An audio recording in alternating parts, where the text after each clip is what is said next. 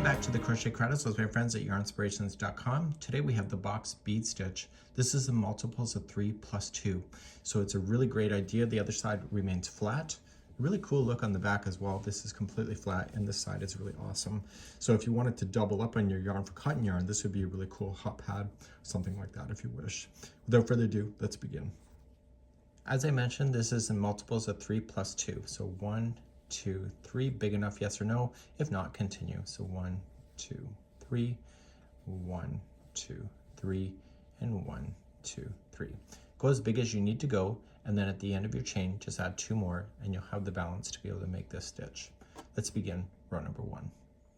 Starting second chain from the hook, count it back, so 1 and 2, and get the back hump of the chain because I think it looks nicer, but if you want the regular chain, then go for it, and just single crochet yourself all the way back across. And this will give you a nice stabilized row to be able to work with, as we'll be doing the texture next. Single crochet across. At the end of your chain, simply just turn and we're going to begin the box stitch next. So let's begin by just chaining 1 and just do a nice loose single crochet into the first. Don't be too tight about it. The next one will be a double crochet into the next stitch. And now the next one is going to be the bead stitch that will go around that post. So you're going to wrap the yarn and going directly around this post, and you go into and pull through once and do it 2 more times. So wrap around the same post twice and wrap same post 3 times. Once you have all 3 times, I want you to only pull through the first 6 loops. Leave this one alone and pull through all the 6. And then yarn over, pull through the 2, and that will complete that stitch.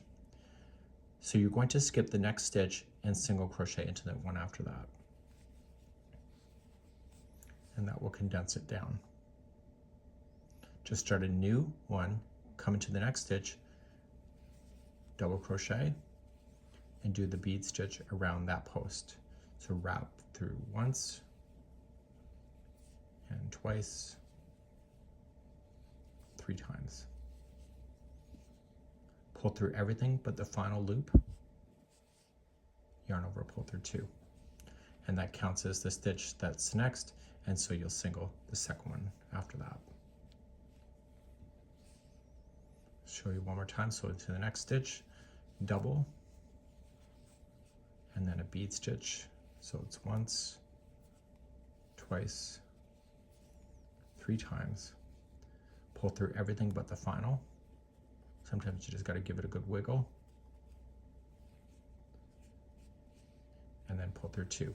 Now, if it loses its order, it does look different than the way you did it. So you may want to be conscientious of that on how you wrap it. So if it doesn't look the same, just undo it and try again. You can't change this later, so you just be a little critical of your work. And it changes that because it changes the order. So you pull through everything but the final, and then you pull through the final 2, and you can see that looks consistent again. Skip the next one, and then single into the next. For those that are ready to finish, if you're not, just put me on pause.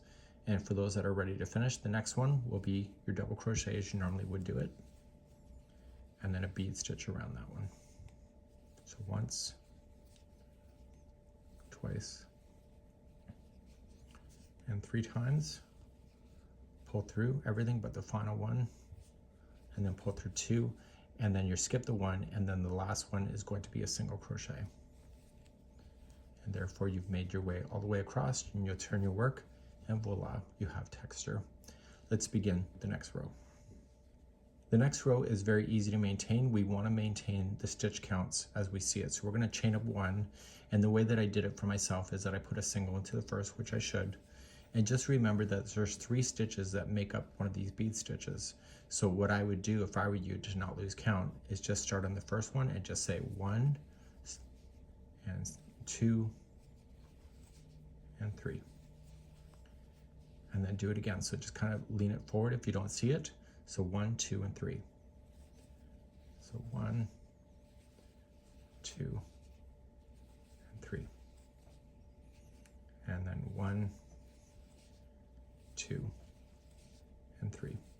And just put me on pause if you're not ready for the ending. And for those that are ready, you're still going to do your 1, 2, 3 right to the end. So we have 1, 2, and the third one is the last stitch, like that. And so now you'll be ready to go again and start a fresh row. To start a fresh row, as always, it'll be chain 1, just kind of loosely, and just single crochet in the first. And then you start your bead stitching again. So right in the next one, you're going to double crochet, and then just do your bead stitch around there.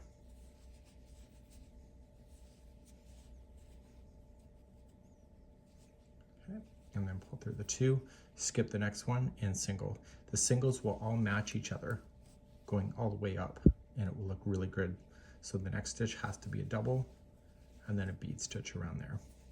So that's all this stitch is, and you're going to see the stitch work will turn really quite pretty when you go to do it. I really am thinking about doing this for a stitch along in the future. So skip this next one, single in, and when you look at it from this perspective, you see that the singles are kind of matching each other.